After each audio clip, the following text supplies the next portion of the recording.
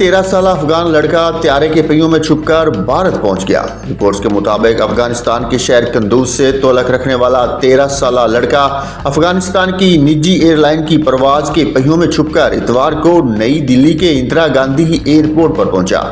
13 साल लड़का जहाज के लैंड होने के बाद नई दिल्ली एयरपोर्ट पर रनवे पर अकेला घूमता हुआ मिला, जिसके बाद भारतीय सिक्योरिटी एहलकारों ने इसे हिरासत में लिया और कई घंटों तक पूछगछ के बाद इसी प्रवास के जरिए वापस काबुल भेज दिया। इब्तदाई तफ्तीश में लड़के ने हुकाम को बताया कि इसने महज तजस्सुस के बहस ये सफ़र किया।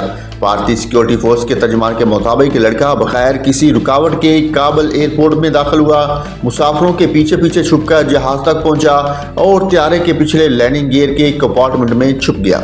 सिक्योरिटी मुआयने के दौरान अमले को एक छोटा सुर्ख रंग का ऑडियो स्पीकर भी मिला जो लड़के के पास था।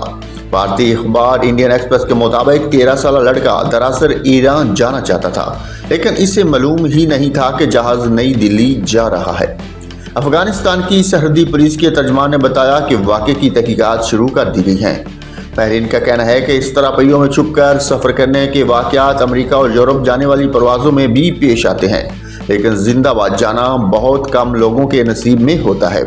अक्सर लोग उतरते वक्त बेहोशी के दौरान पहिए खुलने पर नीचे गिरकर हलाक हो जाते हैं।